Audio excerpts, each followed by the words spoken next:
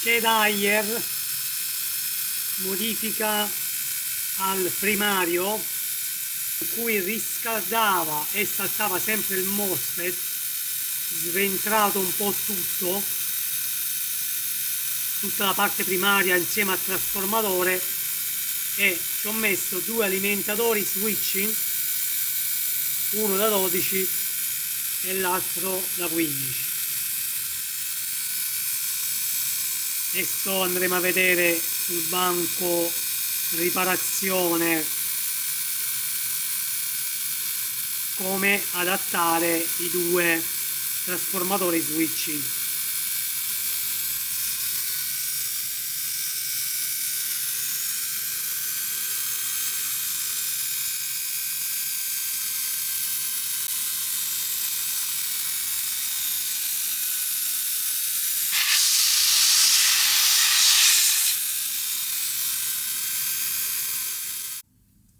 Bene ragazzi, eccoci qui sul banco riparazione e come avete visto nel video la scheda è tornata a funzionare dopo che gli è stato rimosso tutta la parte primaria. Il trasformatore switching che stava qui, che è questo in pratica, poi gli è stato rimosso l'oscillatore, il MOSFET, il condensatore, insomma un bel po' di componenti sulla parte primaria che non servivano, e ci sono ancora componenti che non servono, che si possono rimuovere, tipo questo fotoaccoppiatore, questo TL431, questo diodo anche si può rimuovere, questo qua che serviva per la 12 volt. Il classico problema di questa scheda è l'oscillatore che riscalda tantissimo, il MOSFET, infatti potete vedere qui che sta marrò proprio perché arrivava a un'alta gradazione.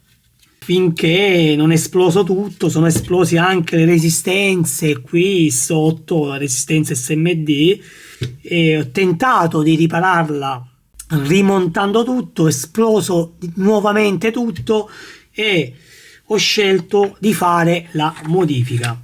Ho inserito due alimentatori switch che adesso li ho nastrati perché giustamente ho fatto dei test, e un alimentatore da 12 volt 1 ampere, mentre l'altro è da 15 volt 500 mAh. Su questo da 15 volt ho dovuto inserire un regolatore di tensione da 5 volt. Perché due alimentatori? Perché questa scheda ha due GND separati.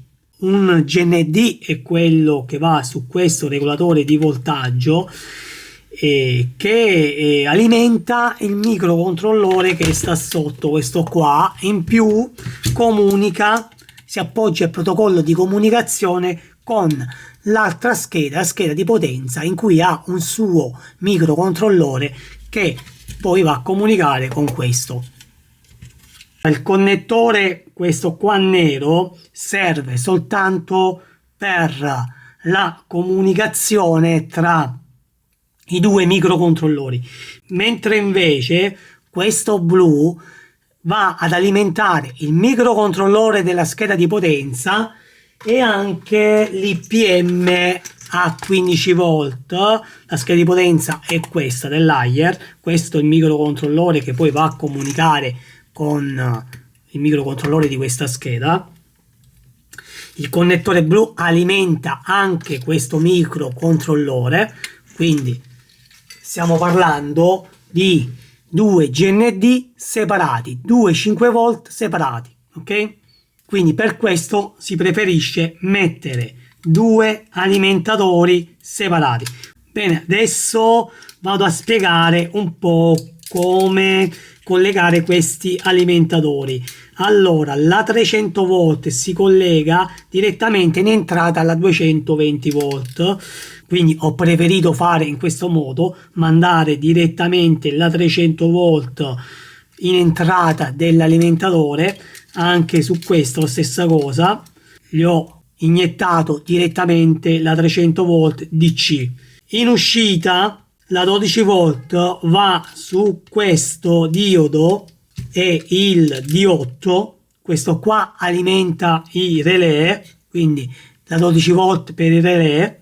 Ovviamente l'altro cavetto va sul GND della 5 volt, perché poi per avere la 5 volt, come ho detto prima, si sfrutta questo regolatore di tensione, si ha la 5 volt su un microcontrollore e da qui, da questo alimentatore, abbiamo sia la 12 che la 5 volt. Con l'alimentatore da 15 volt 500 mA, l'uscita della 15 volt va sul D9, il D9 è stato rimosso. Vado un po' più vicino con la videocamera così vi faccio vedere. Allora, il D9 è stato rimosso, il D7 anche, perché sul D9 dovete mettergli la 15 volt, sul D7 gli dovete mettere la 5 volt e ovviamente questo qua, questo alimentatore è previsto solo per l'uscita 15 volt, quindi ho dovuto mettere un regolatore di voltaggio uscita 5 volt, ok? Bene, vado ad alimentare la scheda direttamente con la 300 volt DC. Sto sfruttando un'altra scheda per prendere la 300 volt, perché questa scheda purtroppo il ponte diodo ce l'ha sulla scheda di potenza. Ok, do alimentazione, andiamo a vedere i voltaggi. Si è sentito il click del relè e possiamo vedere la 5 volt.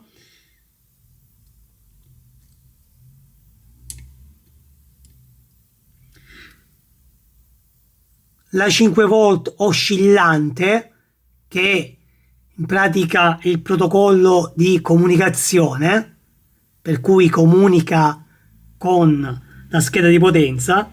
Sul connettore blu GND centrale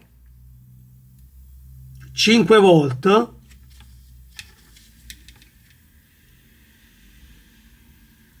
e 14,3, quasi 15 volt.